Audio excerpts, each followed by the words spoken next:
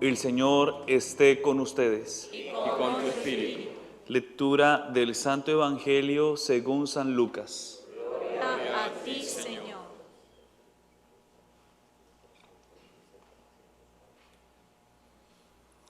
En aquel tiempo Jesús dijo a sus discípulos: amen a sus enemigos, hagan el bien a los que los aborrecen, bendigan a quienes los maldicen y oren por quienes los difaman. Al que te golpee en una mejilla, preséntale la otra. Al que te quite el manto, déjalo llevarse también la túnica. Al que te pida, dale, y el que se lleve lo tuyo, no se lo reclames. Traten a los demás como quieran que los traten a ustedes, porque si aman solo a los que los aman, ¿qué hacen de extraordinario? También los pecadores aman a quienes los aman. Si hacen el bien solo a los que les hacen el bien, ¿qué tiene de extraordinario? Lo mismo hacen los pecadores. Si prestan solamente cuando esperan cobrar, ¿qué hacen de extraordinario? También los pecadores prestan a otros pecadores con la intención de cobrárselo después. Palabra del Señor. Gloria a ti, Señor Jesús.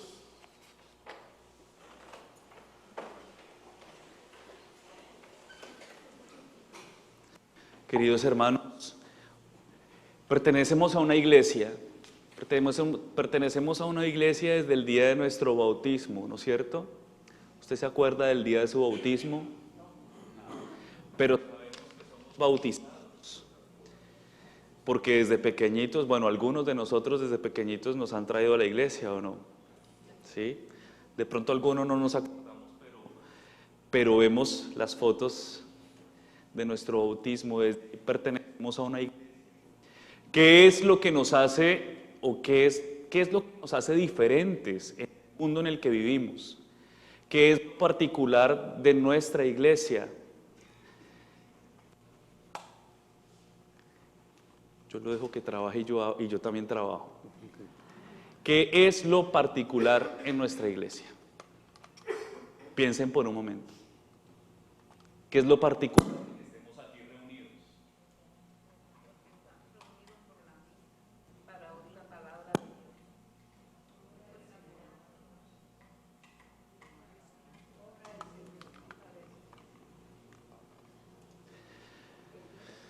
Hay muchos que no vienen a misa pero aman.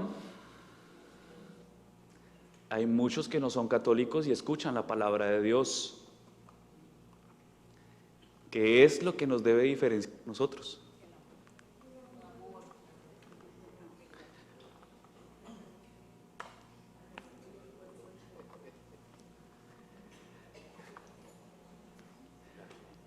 Hay muchos que no creen en Dios y son supremamente caritativos con el vecino, con la vecina.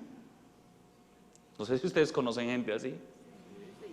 Yo la conozco, gente que no cree en Dios, que te dicen: yo soy ateo.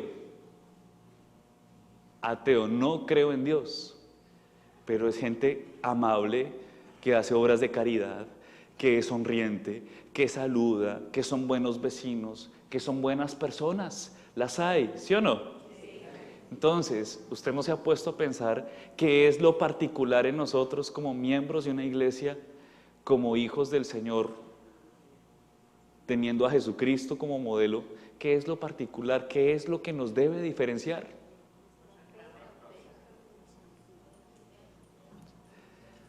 Ámense unos a otros. Todavía no me han dado la respuesta, no han dado en el punto. ¿Ah? Sí, somos bautizados, pero ¿qué es lo que caracteriza al bautizado? ¿Sí? Todos somos hijos de Dios, pero ¿qué es lo que nos hace tan particulares, ¿no? En la iglesia. Sí, pero el Espíritu Santo obra aquí y obra en otras partes. Los tengo locos, ¿no es cierto?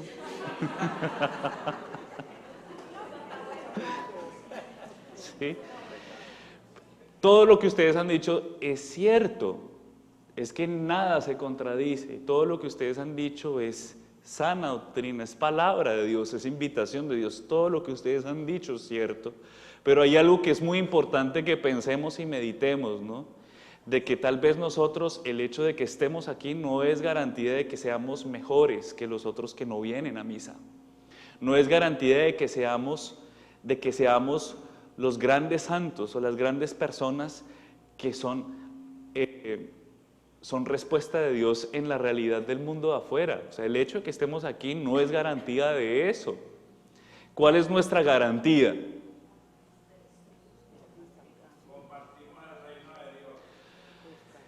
El reino de Dios es la finalidad para todo hombre, dice el catecismo de la Iglesia Católica. Todo hombre, todo ser humano tiene vocación de Dios.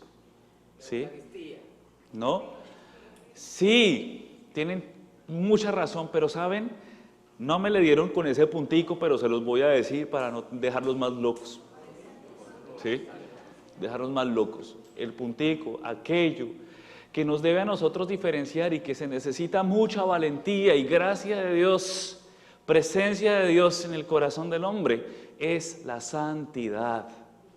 La santidad es diferente a la bondad, ¿sí?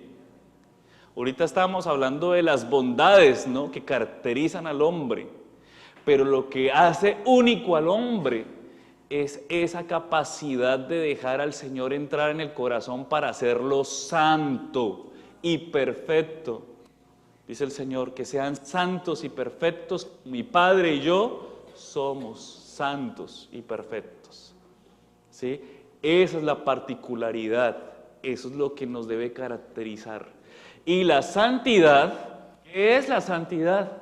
La santidad es dejar hacer a Dios en nuestras vidas, en nuestras pobres vidas, porque nuestras vidas muchas veces están llenas de mucha pobreza. Y no hablo de la pobreza material, sino que muchas veces venimos aquí ante el Señor con nuestra pobreza humana. Somos pobres, por no decir tacaños, ¿sí? Pero somos pobres en el amor, en el perdón, en la comprensión, en el olvidar, en el dejar a un lado muchas cosas, ¿no? Hay mucha pobreza de parte nuestra, pero Dios viene aquí en esta noche a recordarnos que Él es nuestra mayor riqueza, de que como somos pobres, como somos necesitados, pues precisamente Él viene hoy en el pan de su palabra, en el pan de la Eucaristía, con su presencia, viene a llenarnos de su riqueza, viene a llenarnos de su amor. Dice la palabra del Señor, ¿no? Dice el Señor, el que no recoge conmigo, parrama, ¿sí? El que no recoge conmigo, desparrama, dice el Salmo. Si el centinela no vigila la casa, ¿cómo es? En vano se cansan los albañiles. Bueno, usted lo simplificó, se meten los ladrones, se daña el corazón. ¿Sí? Lo fundamental, lo esencial, si Dios está, por la gracia de Él, nosotros podemos mostrarle a los demás nuestra vocación. La vocación de todo ser humano es la santidad. La santidad. Hoy la palabra de Dios nos habla de unos ejercicios fundamentales, esenciales, que no hay otro camino. No hay otro camino. Si usted se quiere buscar otro camino, no sé dónde lo va a encontrar, pero no hay otro camino en el que usted pueda ejercitarse para ser santo. Normalmente cuando usted va a un gimnasio, ¿por qué va a un gimnasio? ¿Por salud? ¿Por qué más? Bajar de peso. ¿Por qué más? Ponerse en forma. ¿Sí? Ponerse en forma. ¿Por qué más? Puede llegar también la vanidad, todo eso. La palabra de Dios hoy se propone esto que nos dice la palabra de Dios en este día. Perdonar al enemigo, poner la mejilla, ser humildes, ser mansos, tratar a los demás como quisiéramos que nos traten a nosotros. Esto es el itinerario, el gimnasio de la fe, el gimnasio de la santidad. Cuando me refiero al gimnasio, cuando usted va a hacer deporte, normalmente, yo he hecho deporte, ¿no? Y cuando usted va a un gimnasio y coge una pesa, usted nunca ha cogido una pesa en su vida, ¿no es cierto? Y empieza a hacer pesas, ¿cómo amanece al otro día? Cuando usted nunca ha trotado y va y trota, al otro día, ¿cómo amanece? ¿No? Amanece que todo le duele. Justamente este es un itinerario que duele cuando uno lo empieza a ejercitar. ¿Sí? ¿Sí han pensado en eso? Por eso traigo aquí como la comparación del gimnasio, el gimnasio espiritual que nos lleva a ser santos, a cumplir precisamente ese propósito de Dios, es lo que nos propone la palabra. Cuando tú inicias, por eso cuando tú inicias a amar, perdonar, poner la mejilla, dejar de ser orgulloso, no ser contestón, ser humilde, ser sencillo, ser amable, Dios mío, eso cuesta muchísimo, ¿no es cierto? Porque normalmente nuestra reacción natural es que cuando alguien nos dice algo, ¿sí? Cuando alguien nos dice algo, nos corrige, o cuando usted ve que sucede alguna injusticia, a usted aparece algo aquí, que es como usted le da una sensación como una bola así ardiendo. ¿Usted se ha visto cuando usted le da rabia? Que empieza primero aquí, y es una bola ardiendo. Y empieza a subirse, poquito. Cuando estalla, mejor dicho, sale, ¿no? Ayer les decía a algunos, ¿no? Y usted normalmente está tranquilo, pero cuando está en ese ejercicio de aprender a ser humilde para no estallar, empieza ya a temblarle esto, ¿no? ¿Sí? Y entonces, empieza a temblarle, ¿no? Pero, si usted es astuto en la gracia del Señor, Señor, yo no puedo, ayúdame, cálmame, ayúdame a amar. Y empieza el Señor a ayudarlo, empieza el Señor a asistirlo, ¿sí? ¿Es fácil? No es fácil. Así como cuando usted se ejercita y al otro día le amanece doliendo todo su cuerpo, a usted le duele, pero finalmente ese dolor es redentor, ese dolor vale la pena. Porque ese dolor que usted sintió en ese momento, en ese instante, finalmente le está dando al otro, como que, uy, Dios mío, ¿qué le pasó? Dios santo, esa actitud suya lo va a edificar completamente. Finalmente lo que usted creyó un fracaso, se puede convertir en una gran victoria, ¿sí? A veces hay que perder aparentes batallas, hay que perderlas, que finalmente son batallas que uno gana. Por eso lo de Dios cuesta, pero cuesta más cuando Él no está. ¿Sí o no? Por eso estas palabras, esto que el Señor nos dice, ¿no? Muchas veces no es atractivo, muchas veces no es seductor, ¿sí? Porque empiezan nuestras justicias humanas. No, pero es que no es justo, es el otro, ¿no? Y esta escuela, queridos hermanos, es la escuela individual, personal, en la que yo tengo que trabajar y dejar actuar al Señor. Si no, el hecho de que estemos aquí no va a ser, si no nos ejercitamos, si realmente el hecho de estar acá no nos ejercita a ser mejores personas, a ser mejores cristianos, a ser mejores instrumentos del Señor, aunque fallemos, pero si no nos ejercita a seguir luchando por construir la unidad y construir la santidad, pues, si no nos ejercita, pues estaremos tal vez perdiendo el tiempo. Perdón que los diga. Yo sé que, no, perdón que se los diga, ¿no? ¿Me perdona? Pero les voy a decir eso, estaremos perdiendo el tiempo. ¿Sí? Perdiendo el tiempo. ¿Por qué? No porque el Señor, porque esto sea tiempo perdido. Jamás. Pero nuestra actitud muchas veces puede hacer de esto que es eternidad, hacerlo, un tiempo perdido, porque el Señor, dispuesto a derramar sus gracias, se va frustrado porque nosotros no lo dejamos que derrame sus gracias sobre nosotros. A eso me refiero cuando se pierde el tiempo. Dios es el nunca bastante, decía San Bernardo. Dios es el nunca bastante. Dios no es conformista. No se conforme usted. No se conforme usted. Si Dios no es conformista y nosotros estamos hechos a su imagen y semejanza, no seamos nosotros también conformistas. ¿Usted conoce a la gente conformista?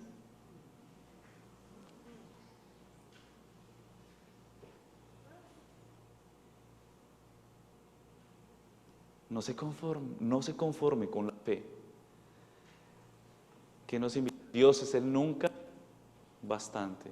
Lléveselo para su casa. Después de todo lo que les conté, si se graba a esta frase, mejor dicho, me doy por bien servido. Dios es el nunca bastante. Dios es el nunca bastante. ¿Sí? Ya fue a misa, listo. Ya recé, listo. Ya me confesé, listo, ya salí de esa. ¿Sí?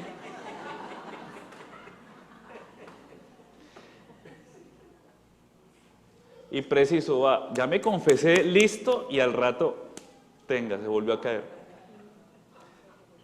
Por eso Dios es el nunca bastante. No se conforme. No se conforme ni se instale. Abra su corazón al Señor, abramos el corazón al Señor. No hay otro camino. Sé que quisiéramos escuchar otra cosa. Sé que quisiéramos decir que el enemigo me ponga la mejilla, que yo sea el que le pegue al enemigo, que yo sea el que... ¿sí? Quisiéramos escuchar como esas cosas, quisiéramos como que la palabra de Dios se invirtiera un poquito, pero resulta que no. Entonces nos metimos en un lío muy grande, porque creerle al Señor no es fácil, pero en la medida en que nos vamos ejercitando, ya después de que usted va haciendo ejercicio, y se va ejercitando, ya le va doliendo menos, ¿sí o no? Ya le va doliendo menos, y ya se va dando cuenta, Dios mío, estoy creciendo. Y sin embargo, aunque vuelva y le duela, Dios siempre lo va a motivar aquí. Bueno, usted vuelve y le dolió, vuelva y levántese y siga intentándolo, ¿no? Entonces, queridos hermanos, pidámosle al Señor esa gracia, ¿no? Esa gracia de tomar este itinerario espiritual, hacerlo nuestro y con su gracia poder llegar a alcanzar la santidad. ¿Usted no sueña con eso? ¿Sí? ¿No sueña con eso? Es impresionante, ¿no? Que algún día estemos orando la memoria de Santa Claudia, ¿sí? De Santa Mónica, de San Bonifacio, ¿sí? En fin, estemos orando la memoria. Hay memorias libres y memorias obligatorias. Yo quisiera hacer algún día memoria obligatoria, ¿sí? ¿Por qué no? ¿Sí? ¿Por qué no? Pedirle al Señor eso. Pero eso no es gratis. Y eso no es, quiero ser santo, ¿no? Señor, dame la gracia. Señor, yo quiero, pero dame la gracia. Ayúdame, ¿no? Destrúyeme y sobre mis ruinas, constrúyeme. Que así sea.